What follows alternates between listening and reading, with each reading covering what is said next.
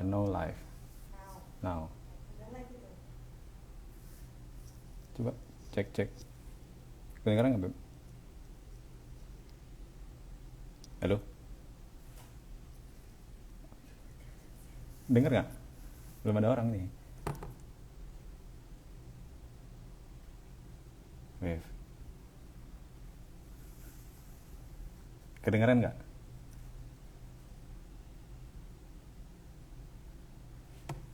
Oke, oke, sip. Hah? Mute-nya kayak mana? Mute. Ini nggak bisa di mute ya?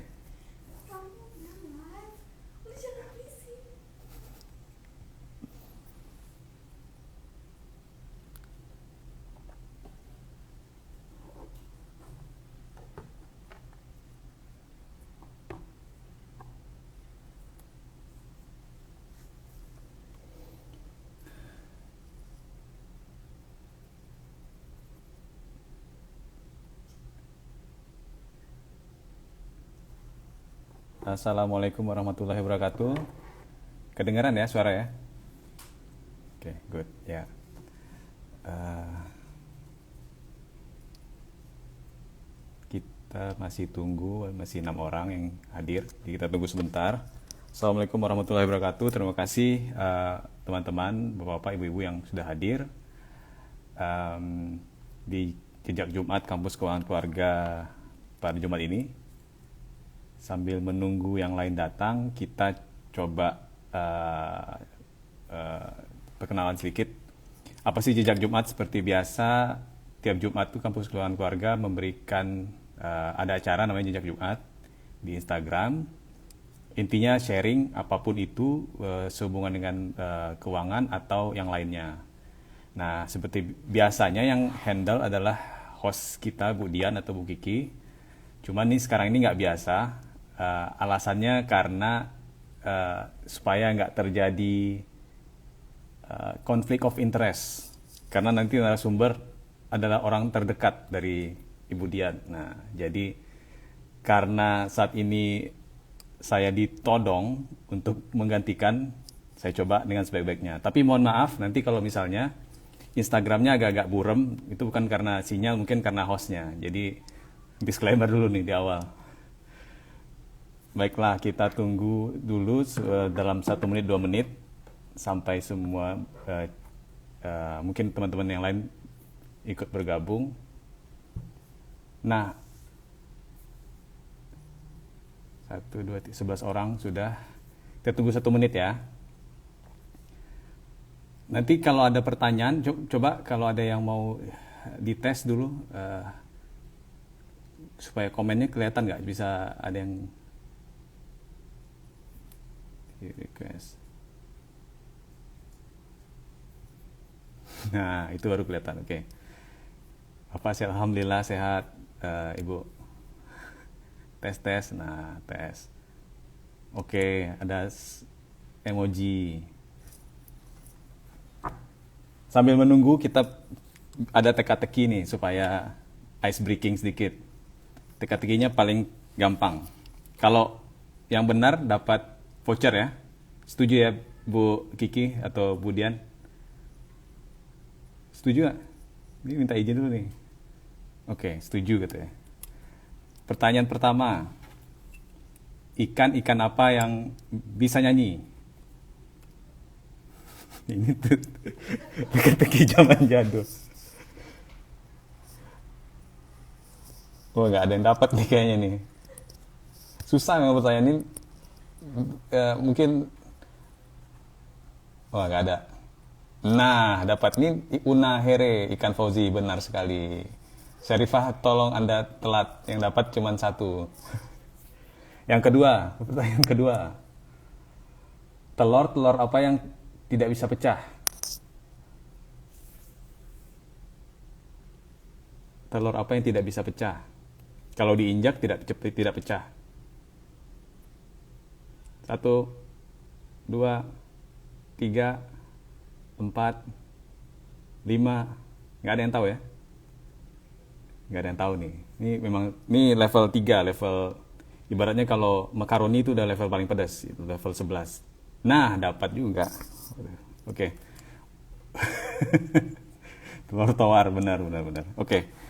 Oke, daripada makin kacau, mari kita mulai saja. Hari ini kita akan bahas tentang tren penghasilan digital. Apa itu penghasilan digital, dan nanti gimana caranya supaya kita bisa mendapatkan penghasilan dari digital. Dengan narasumber kita kali ini mungkin langsung di-invite kali ya. Gimana cara invite nih? Silakan masuk narasumber.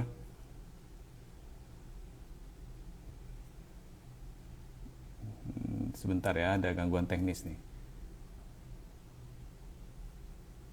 Narasumbernya mana nih?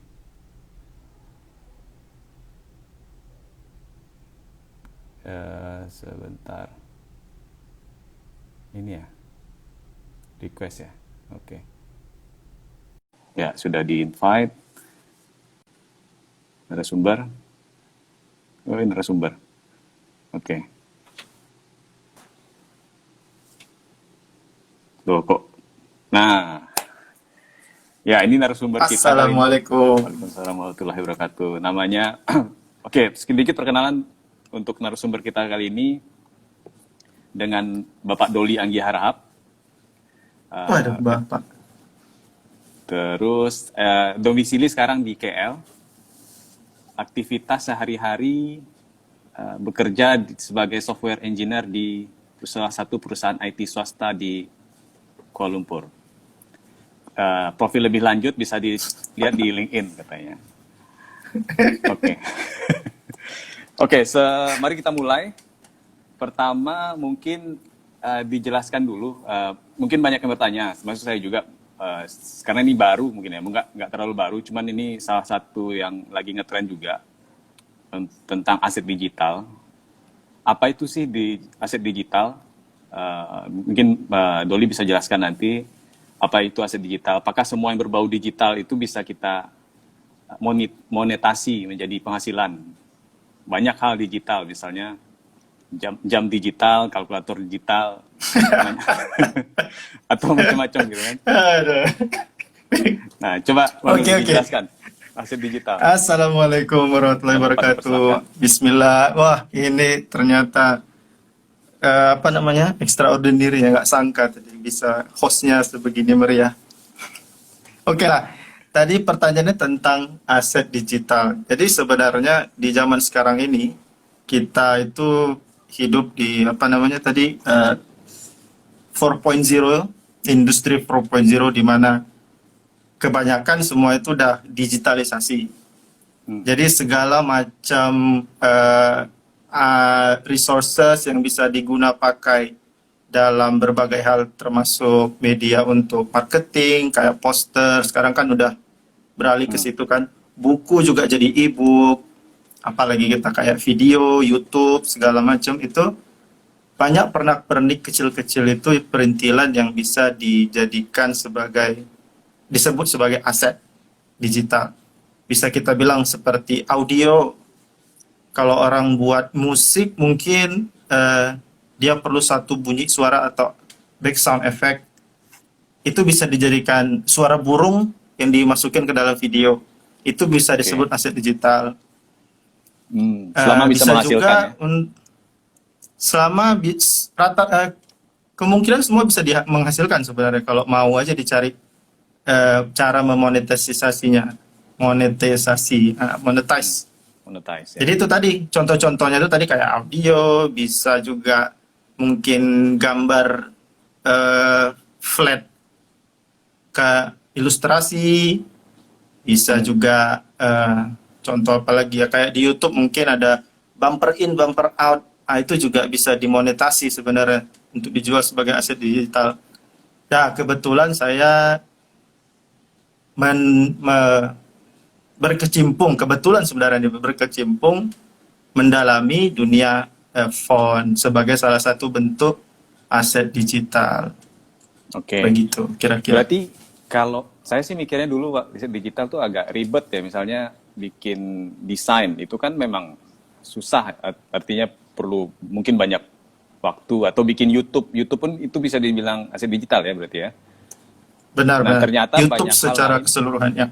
ternyata banyak hal lain yang kecil-kecil pendukung untuk yang tadi kita bikin, misalnya film atau YouTube atau apapun itu, yang sebenarnya bisa mendukung, misalnya font itu mendukung untuk desain. Dan banyak hal Benar. sebenarnya yang kecil-kecil yang sebenarnya kita bisa lakukan, ya tidak usah berpikir terlalu besar, tapi bisa menghasilkan gitu ya. Nah, bisa Iya, ceritakan benar. nggak, Dol, sejarah atau kenapa sih awalnya mulai coba buat font terus sampai akhirnya menghasilkan gitu. Jadi mungkin bisa jadi masukan atau ide buat teman-teman semua. Ya, oke. Kalau sejarah sebenarnya panjang kalau mau ditarik ke belakang. Cuman kita singkat aja lah daripada berlama-lama ya kan. Jadi dulu sebagai lulusan IT, mindsetnya dulu, oh punya skill IT bisa coding, bisa Benerin ngoding, komputer. bisa buat sistem. Ya, beneran komputer. Ya, jadi buat aplikasi. Jadi dulu tuh selain kerja di kantoran, pengenlah dapat tambahan penghasilan kan, itu tadi kan balik ke topik kampus keuangan keluarga ini tadi kan, menambah penghasilan. Dulu tuh mindsetnya masih cari proyekan gitu. Cari proyekan, buat pesanan orang, siap jadi jual gitu kan. Jadi Itu apa sebenarnya itu program? lebih ke ya program buat aplikasi lah, buat sistem Oke. atau buatin website orang, blog orang segala macam. Tapi itu kan lebih kayak ke jual jasa kita. Jual waktu kita itu yang dibayar orang kan. Sekali Ya. buat, udah habis gitu. Oke. Lama-lama jenuh juga karena apa bedanya sama kerja kantoran gitu kan. Pengennya sih mau buat tuh yang bisa seperti passive income, buat sekali, dapatnya berkali-kali. Nah, di situ di mana aset digital itu tadi eh, masuk ke dalam pemikiran, wah dicari tahu lah gimana sih sebenarnya. Dulu tuh pernah coba lah, awal-awal itu mendalami aset digital itu coba-coba buat. Kalau pernah yang suka, yang punya blog, mungkin tahu WordPress, atau blogger, itu kalau mau buat blognya cantik, dia ada jual tim-tim gitu. Tim itu bisa dijual sebenarnya. Jadi dulu coba mendalami itu, buat tim WordPress untuk dijual. Tapi Oke. effortnya terlalu besar. Hmm.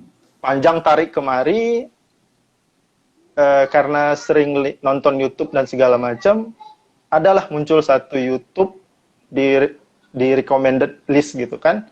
Seorang YouTuber dari Medan namanya Rio Purba. Dia buat podcast, undang salah satu desainer namanya Rian Rahadi. Mereka ngobrol gimana suksesnya Rian Rahadi itu cobaan dari jualan template PowerPoint. Oke. Wah, Hmm. wah, itu mind blowing sebenarnya. Jualan template PowerPoint, ada yang beli gitu. Ya. Wah, jadi di situ tertarik ya kan? Coba juga apa. Terus di situ dia bercerita, tidak hanya itu. Jadi yang membuat dia tuh lebih sukses sebenarnya font. Nah, dia belajar nonton YouTube dari ebook seorang font designer. Nah, font designer itu dia buat ebook gratisan, kalau mau di Google bisa dicari lah. Jadi apa yang buat menarik dari font itu dulu sebenarnya, selain karena ini aset digital, yang dijual itu bukan produk fisiknya, itu yang dijual itu lisensinya. Sekali buat, bisa menghasilkan berkali-kali gitu. Effortnya sekali, penghasilan berkali-kali. Ya, jadi sebenarnya dimulainya dari situ, mendalaminya. Oh, beda ya kalau kita misalnya di awal tadi Doli bilang bikin software, bikin blog itu sekali aja sudah selesai gitu ya. Kalau ini jadi kayak revenue stream sendiri ya. Dia bisa menghasilkan Benar, benar. berkali-kali sepanjang. Oke. Nah, lalu ya sebelum itu ya teman-teman, kalau ada yang mau bertanya langsung aja di komen. Nanti setelah selesai penjelasan nanti kita buka sesi tanya jawab. Ya, oke. Berarti itu jualnya gimana tuh, Dol? Jualnya seperti apa? Misalnya kita sudah bikin nih, let's say di awal bikinlah satu font. Itu font itu semua ya, dari huruf semua abjad kita bikin ya.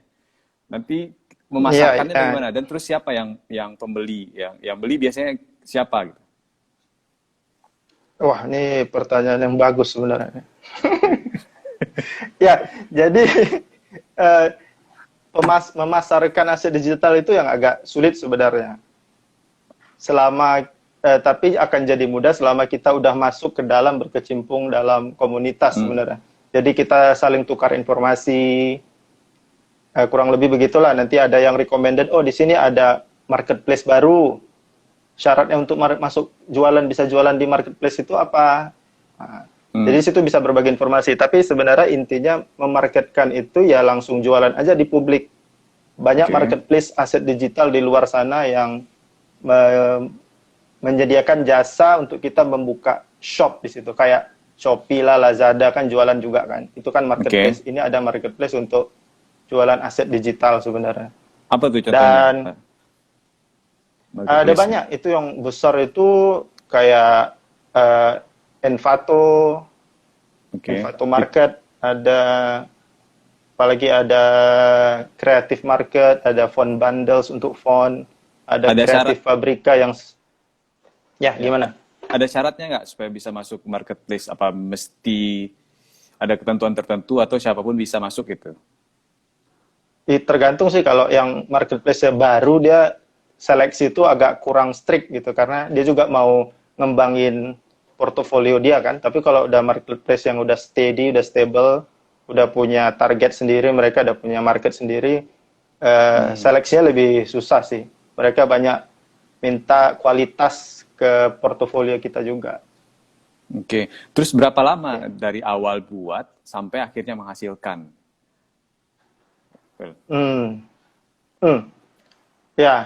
Kalau untuk font ini sendiri kan, sebenarnya waktu itu saya mulai itu ketemu di tahun lalu, bulan September kalau nggak salah.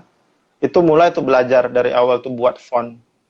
Dengan ilmu yang seadanya, peralatan di sini kayak softwarenya seadanya, masih pakai yang gratisan gitu kan. Hasilnya acak kadut sebenarnya. Itu dibuat, itu sebulan buat font acak kadut tuh 1 bulan. Sampai 6 bulan itu masih belum ada penghasilan waktu itu. Tapi karena motivasi dari grup komunitas itu sendiri, teruskan buat aja.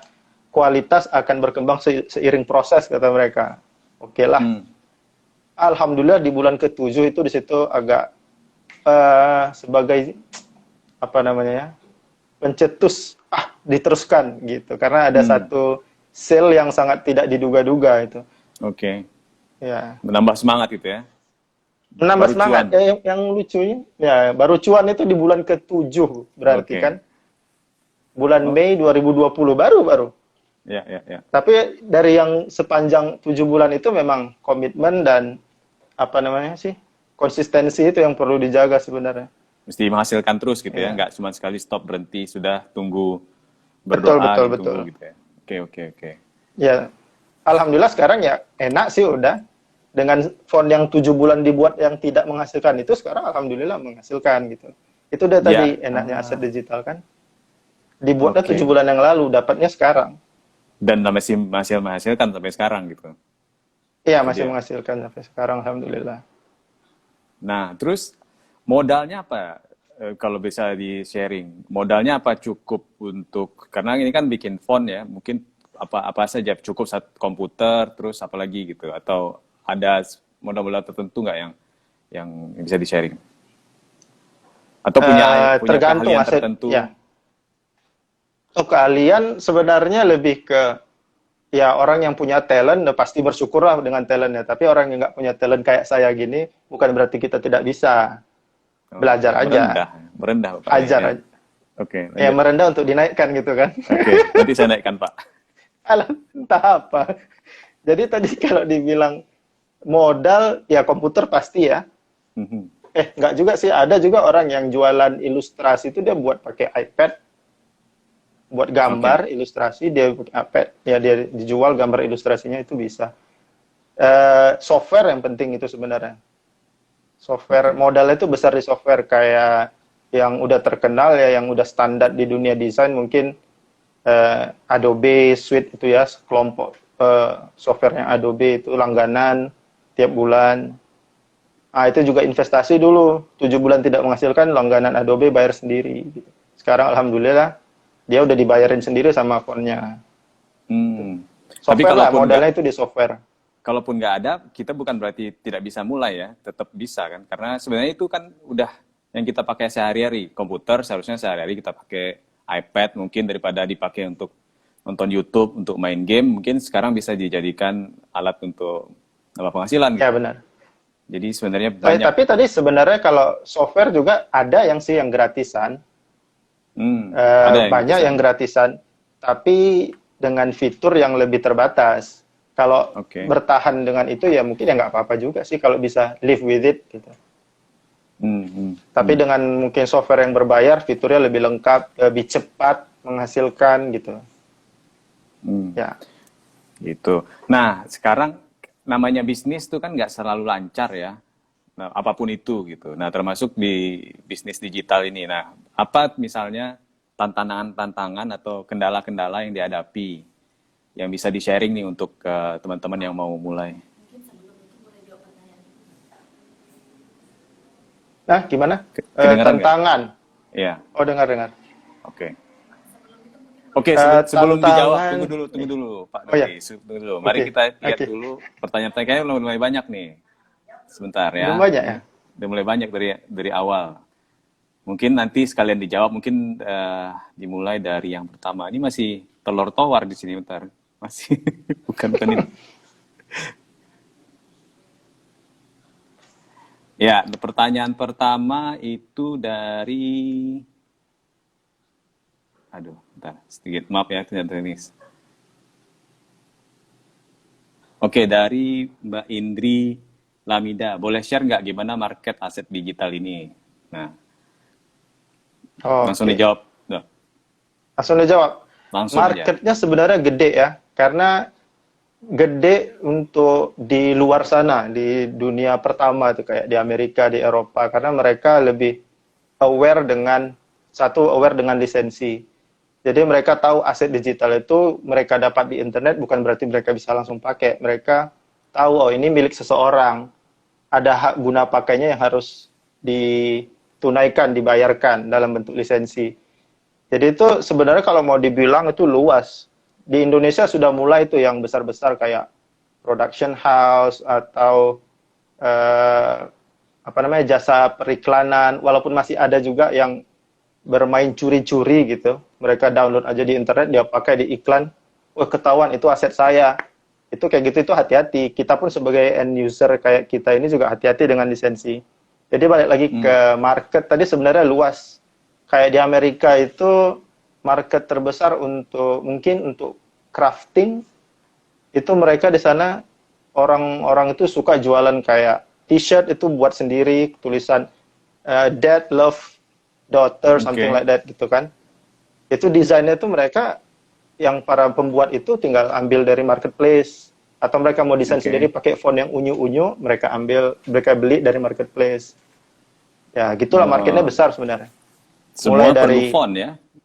Intinya kalau font ya, kita kalau mau ngomong gitu. aset digital ya, kalau mau ngomong aset digital secara semua banyak lah, kayak template PowerPoint itu siapa sangka ternyata perusahaan-perusahaan kecil itu kalau mau presentasi supaya cantik, beli aja daripada buat.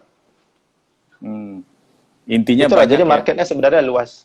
luas dan masih terbuka banyak kesempatan gitu kalau mau ikut coba di bisnis ini atau di mendapat penghasilan dari sisi digital. Oke, pertanyaan kedua nih, Dol. Iya, benar.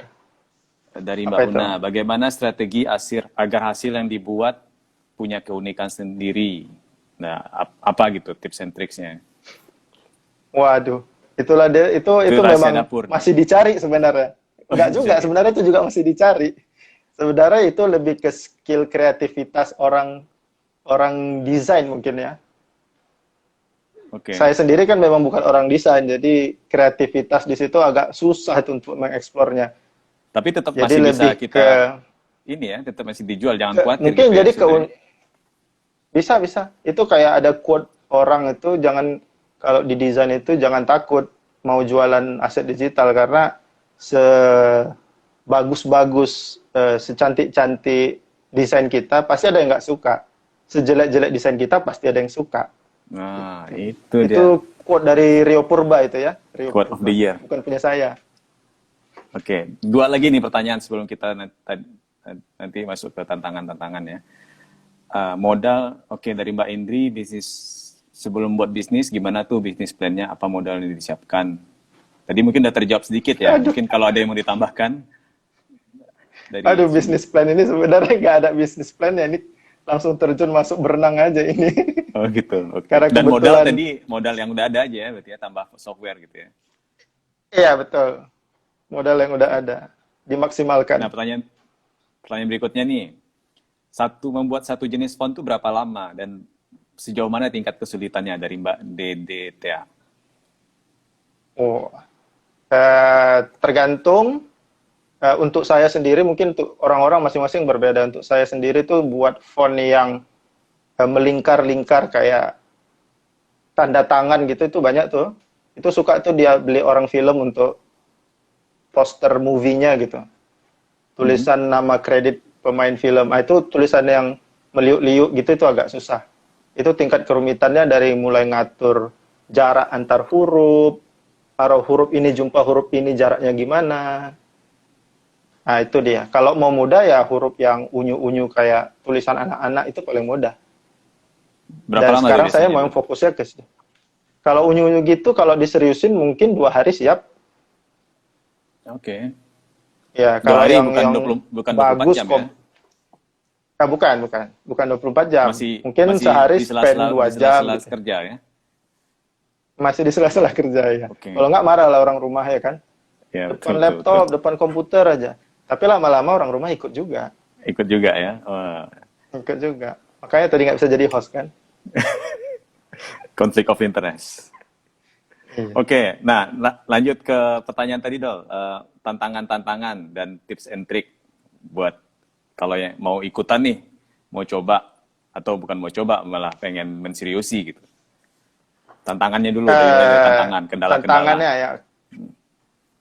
Mungkin ngomongnya lebih ke aset digital secara keseluruhan. Terserah mau pilih aset digital mana yang disenangi lah. Bisa font atau mau ada jual yang bisa jago gambar, jualan gambar, yang bisa buat PowerPoint template tadi. Ya, masing-masing lah ya. Mungkin tantangannya lebih ke komitmen, konsistensi. Karena kalau sebagai kita mau ini jadikan side income, masih ada rasa, oh ini bukan masukan utama, jadi nanti-nantilah jadinya nggak konsisten. Tapi untuk sebagian orang yang mau menjadikan ini sebagai main income, bisa, kenapa tidak? Jadi itu mungkin motivasinya lebih besar gitu untuk menseriusinya ya. Jadi kalau untuk tantangan tadi, lebih ke konsistensi dan komitmen. Kalau itu gimana? Kan tadi license ya, misalnya download atau bajakan-bajakan atau ada yang coba ambil-ambil tanpa izin gitu. Nah itu gimana menyikapinya? Proteksinya gimana dari sisi aset digital itu sendiri? Itu dia yang agak susah sebenarnya sebagai aset digital ya. Karena apalagi kalau awareness kita sebagai end user, kita aja sendiri dulu mungkin kurang aware sama lisensi, mau buat desain untuk katakanlah produk, lagi buat ayam goreng nih, mau buat usaha ayam goreng, mau buat logo, cari aja di Google logo ayam goreng, oh ambil, jadikan logo kita. Padahal kita nggak tahu tuh logo itu punya siapa, lisensinya gimana, apa boleh kita pakai, apa boleh kita modifikasi, gitu kan. Itu satu aja udah awareness, belum lagi jadinya kategorinya mencuri ya, jualan kita nggak berkah. Jadi sebenarnya create awareness untuk orang lebih utama supaya kita sendiri terproteksi. Jadi ini mungkin salah satu edukasi lah untuk meng-create awareness dari lisensi itu. Jadi untuk proteksi sendiri khusus font sebenarnya udah ada grup font designer buat asosiasi. Asosiasi apa namanya ya, desainer huruf Indonesia gitu. Jadi mereka bernaung di dalam satu organisasi yang kalau ada perusahaan-perusahaan besar yang nyolong tanda kutip itu bisa kita somasi. Itu sebenarnya. Jadi bisa ini ya, bisa berlindung di hukum, bawah payung hukum ya. Karena kita di Indonesia juga ada hak cipta dan kekayaan intelektual. Bisa berlindung di balik itu sebenarnya. Gitu. Wah. Cuman ya gitulah, ya. Ada pengalaman dicuri Pengalaman atau sekali, Oke, terus bukan gimana? nggak mau lah dibilang dicuri ya, mungkin Dipakai awareness tanpa belum izin. ada. Oke. Dipakai tanpa izin tepatnya. Terus Dipakai institusi pendidikan tingit gitu. alma mater sendiri. Itu pun ketahuannya nggak sengaja scroll-scroll Facebook, ada phone saya. Gitu, iseng minta gitu. Di situ kita Oke. selain membuat awareness, ini punya saya, download dari mana? Oh, download dari sini. Di situ saya tulis jelas untuk personal use only gitu. Ini dipakai sebuah institusi besar, ini harusnya perlu commercial license gitu. Ya pandai-pandai negosiasi lah. Ya, Ya, nanti begitulah. bisa dibicarakan gitu ya. Oke. Ya, nanti dibicarakan lagi gimana. Oh, mereka minta maaf. Oh ya, ini yang bawah, yang desain belum aware dengan licensing gitu. Oke, nggak apa-apa asal dibayar ya kan. Betul. Oke. Kita ke pertanyaan selanjutnya nih. Bentar. Banyak juga nih. Nah, ini dari Mbak Una lagi. Bagaimana untuk menghindari orang-orang memanfaatkan font Bapak Doli tanpa license? Karena kalau untuk personal free Bagaimana? menghindari orang-orang memanfaatkan font tanpa license. Tadi ya udah dijelaskan. Mungkin kalau mau ditambahkan lagi ada cara menghindari nggak bisa. Susah kita menghindari. Apalagi yang pakai itu UKM, orang-orang kecil, end user kayak kita gini, nggak sengaja pakai, misalnya besok mau buat webinar, kampus keuangan keluarga nih buat webinar, ngambil font orang gitu kan. Itu lebih ke, ya udahlah, kita ikhlaskan jadi sedekah gitu, mudah-mudahan amal jariah gitu. Tapi kalau udah perusahaan-perusahaan besar, gitu biasanya orang-orang font ini ngejar memang.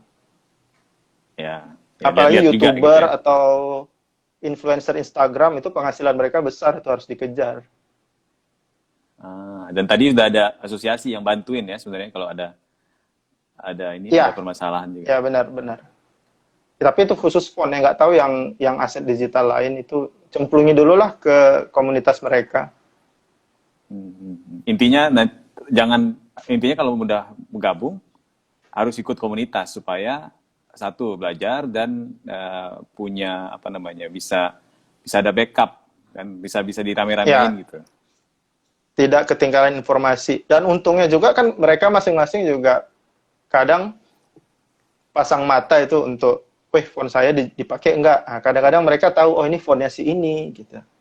Mas, tadi itu fontnya kayaknya dipakai lah, benar nggak fontnya Mas gitu. Jadi, oh ya coba mana. Jadi saling bertukar informasi lah.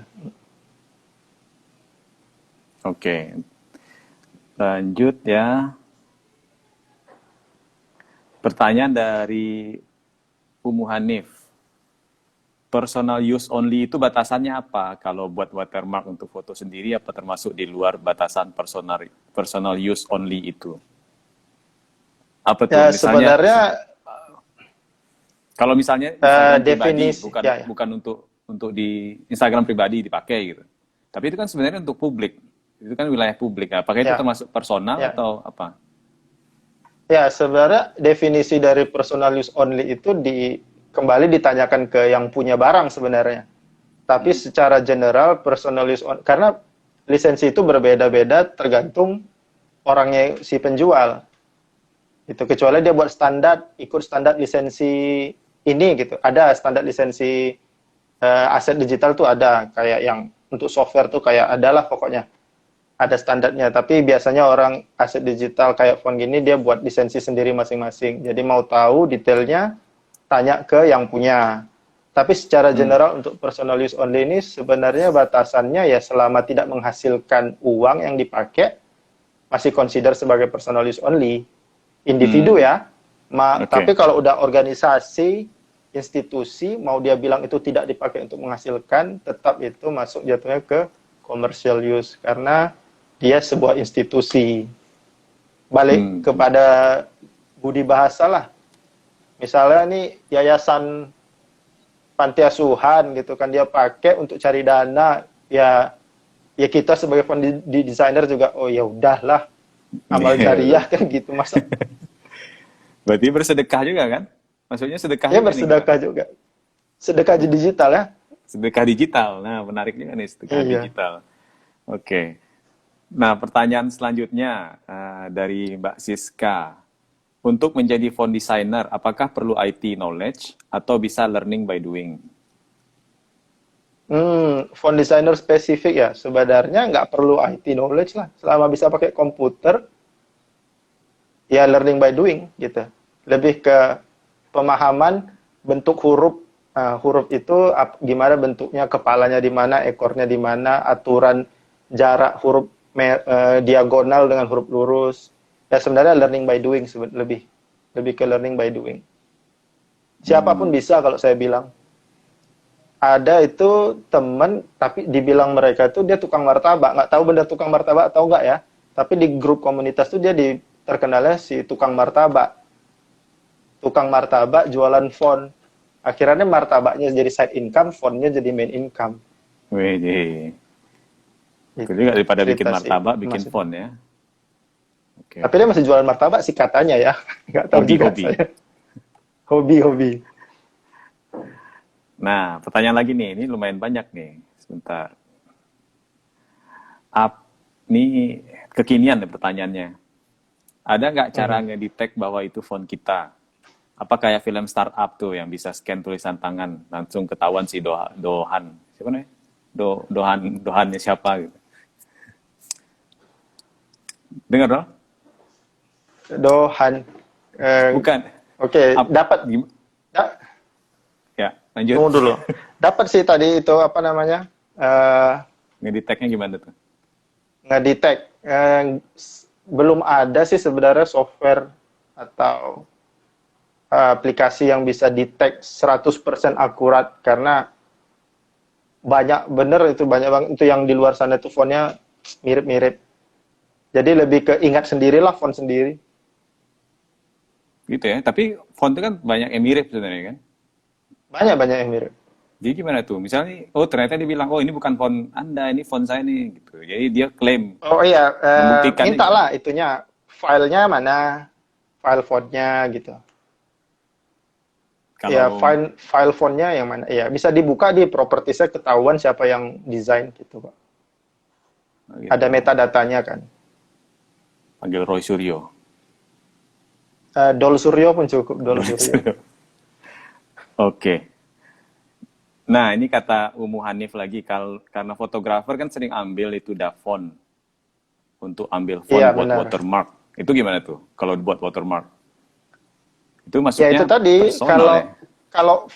kalau fotonya nggak dijual, ya personal use, pakai aja nggak apa-apa silahkan. Tapi untuk mau lebih lega hati, kontak aja siapa yang punya font itu tadi. Terus justifikasi saya tidak untuk mencari profit dalam membuat watermark ini gitu. Tapi ada teman beli juga dia untuk watermarknya karena dia bilang teman sendiri nih beli font saya kemarin. Wah, untuk watermark aja kenapa harus beli sih? Gak apa-apa, mana tahu nanti fotonya mau dijual. Karena foto sendiri bisa dijual ya. Iya, Stok betul. foto, ya. Pasti yang nonton, yang teman-teman ini pernah download foto lah minimal di Freepik atau Pixabay atau apalah itu, stok foto di luar sana. Itu bisa dijual. Dan sangat Jadi, menghasilkan tuh kalau dari yang grup fotografer. betul. Ini apa lagi? Dosan. Oke, dosan. Dosen apaan? Oh, nanti tanya Budian aja. Terus Oke, ini, dosen. Nggak pernah tahu dosen. ada nggak sih copyright font di antara para desainer font dari Mbak Indri? Di antara para desainer Gimana font itu? sendiri.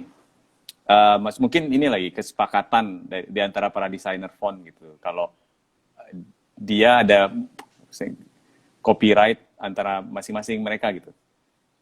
Misalnya, Maksudnya, gimana? dilarang menggunakan, ya sebenarnya sudah jelaskan tadi ya, sepanjang untuk personal use itu nggak ada masalah gitu ya. Sepanjang itu tidak Iya, membuktikan untuk personal use, bisa dibuktikan bahwa itu untuk personal use saja. Iya. Oke. Mungkin di sini lebih ke sini mungkin pertanyaannya. Saya buat font gini, dia buat font begini, mirip. Nah, Betul. mungkin gitu pertanyaannya ya. Iya nih, betul. Siapa duluan ini gitu?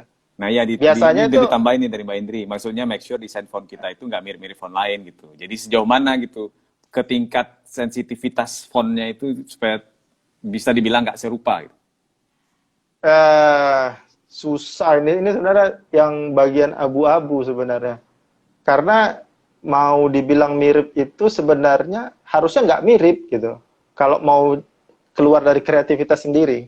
Hmm. Karena itu tuangan dari imajinasi kan. Oh, bentuk huruf A-nya mau kayak gini gitu. Huruf B-nya pasti beda. Jadi kemungkinan huruf A-nya sama, huruf B-nya beda. Mungkin Nggak ada yang mungkin gini kalau juga. udah A Mungkin sampai dia Z lihat, sama, itu udah ya nyontek itu mungkin dia lihat namanya. ini ada satu font yang laku banget. Nah dia bikin serupa. Diubah sedikit ujungnya gitu. Bisa juga kan sebenarnya.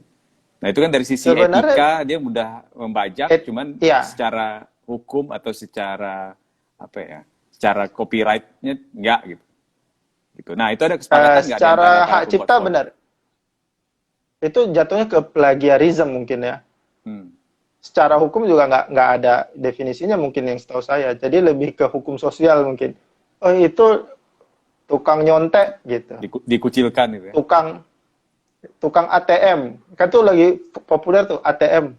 Amati, tiru, modifikasi. Oh ya nggak gitu juga kan. Amati, tiru, modifikasi ujungnya aja kan nggak gitu kan. Yang penting cuan. Kalau katanya yang gitu. pinter itu, yang pinter itu Nggak berkah. biasanya ada yang nggak berkah juga mungkin. Yang pinter tuh ada yang ambil huruf A, dia miripin, dia terinspirasi dari font ini. Huruf B dia terinspirasi dari font ini. Dibuatnya jadi satu, jadi sebuah karya yang baru gitu. Gitu dia. Mungkin ada lagi pertanyaan? Ini kayaknya udah dijawab semua nih. Ada yang kelewat nggak ya, Bu?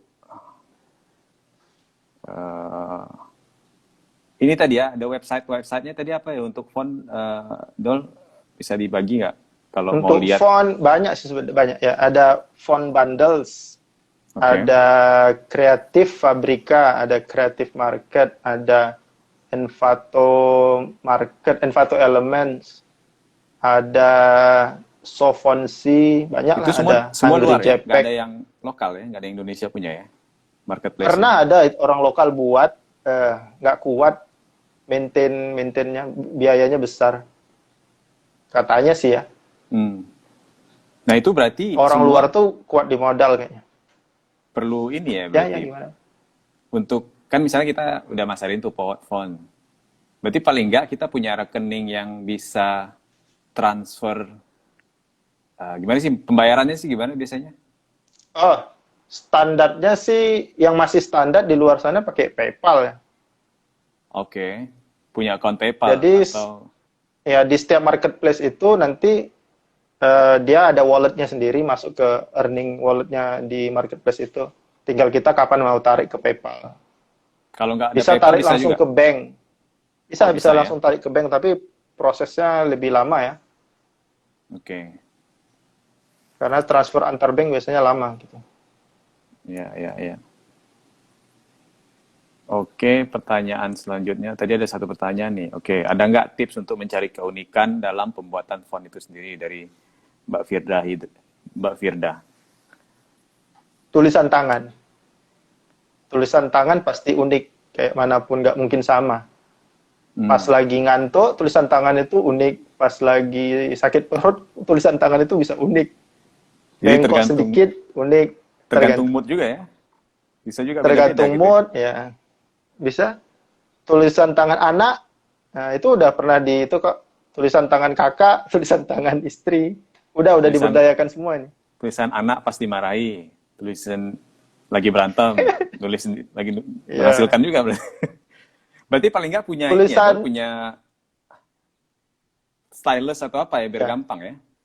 Nggak bisa pakai mouse. iya gitu kan? Dulu awal-awal ya tulis di kertas aja, itu tulisan di scan. orang tua, tulisan opung apa itu ditulis dulu kan tulisan orang tua kan. Cantik tuh kan. Oke. Itu disuruh tulis dulu di kertas HPS waktu pulang lebaran ke Medan. Di scan terus di Photoshop lah, diambilin satu-satu. Terus dijadikan font. Itu tulisan opung apa itu menghasilkan. Udah dapat bagi Wah, royalti Pak. nggak tuh?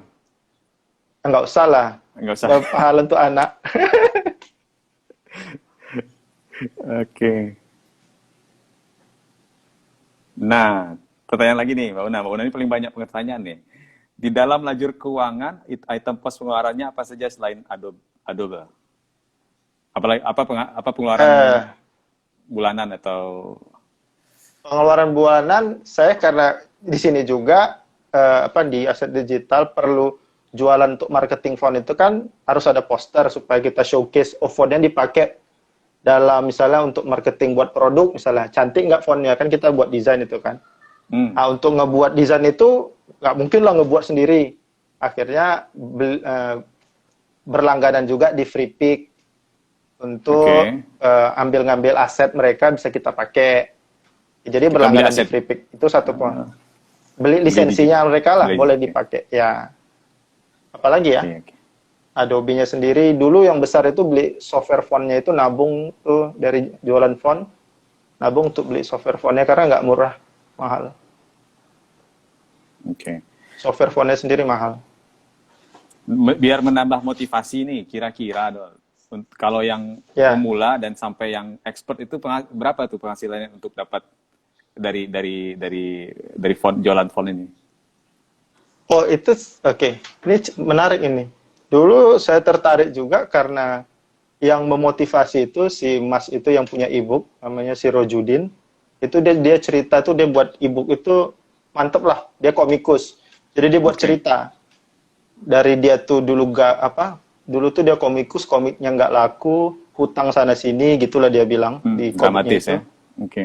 Dramatis. Akhirnya dia nemu font ini, dia berguru. Akhirnya fontnya itu bisa bayarin hutang dia dan beli rumah. Waduh. Cuan Jadi, habis nih. wah, jual font beli rumah, kayak mana caranya gitu ya. Disitulah akhirnya masuk ke komunitas, dia ada di komunitas itu, akhirnya dia ngajak buat grup gitulah, di WhatsApp grup, jadi kita berbagi informasi. Banyak pahalanya Mas itu. Jadi iya, artinya Ya, kalau itu udah luar biasa ya, maksudnya ya yang jadi dianggap sebagian kecil, besar orang tapi memang malah menghasilkan besar gitu.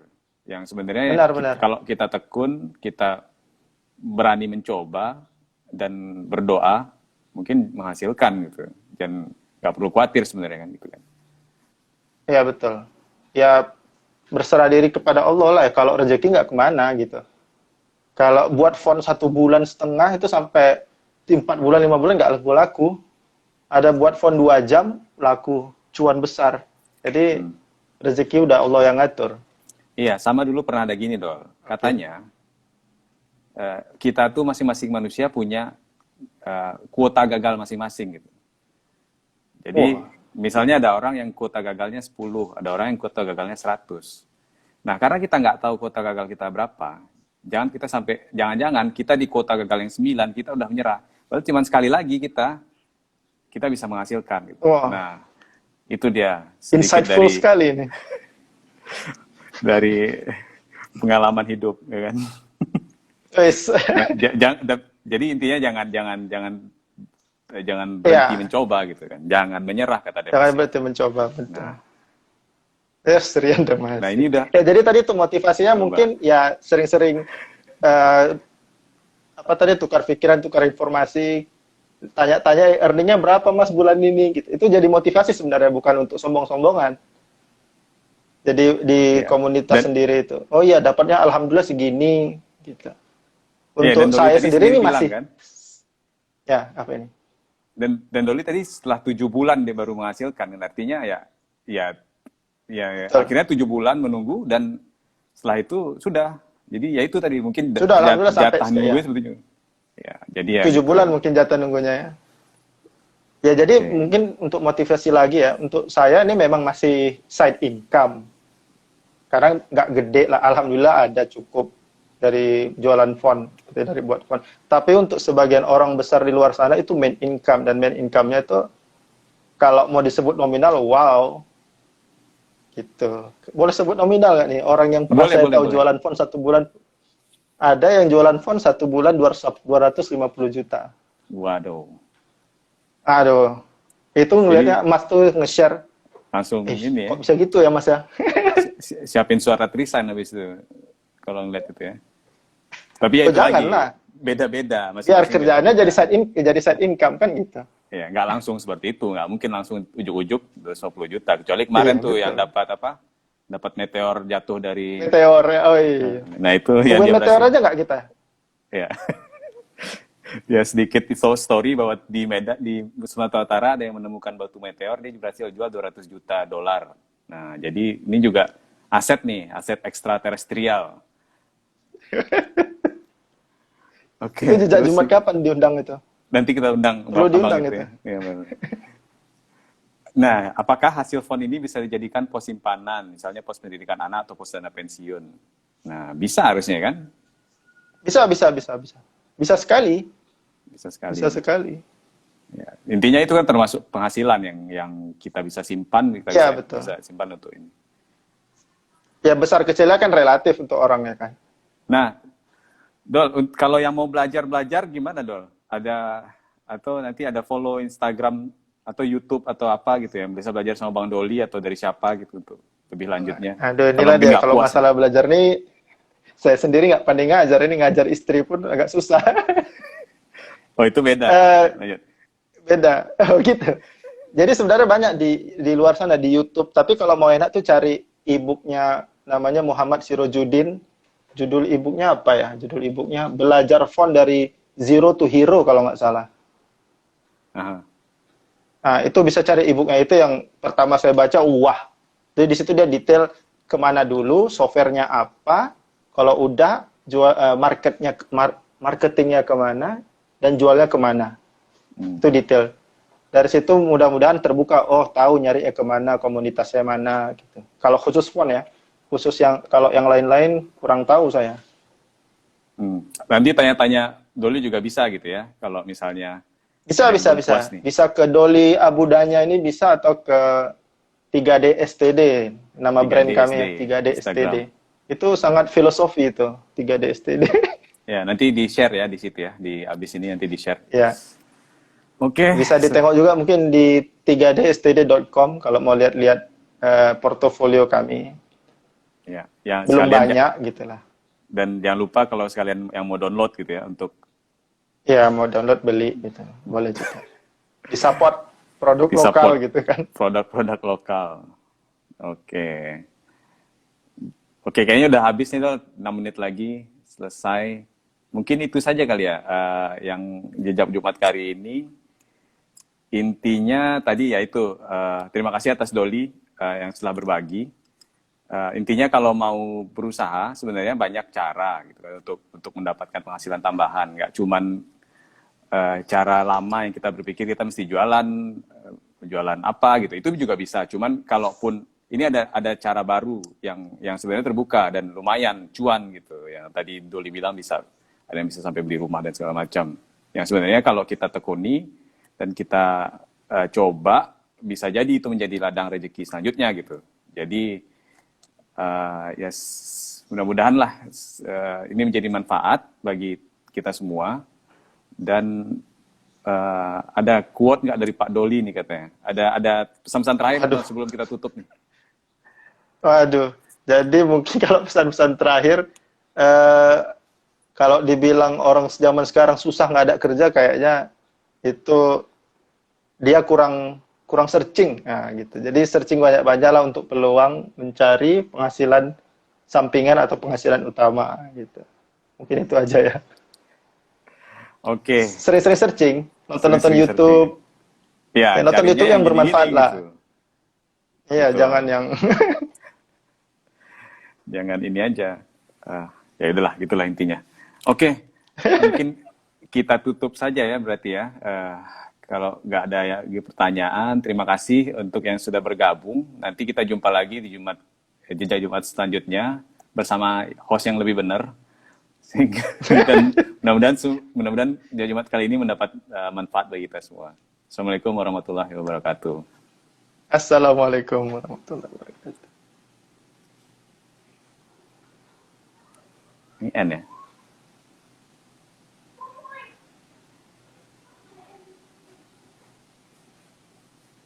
gimana?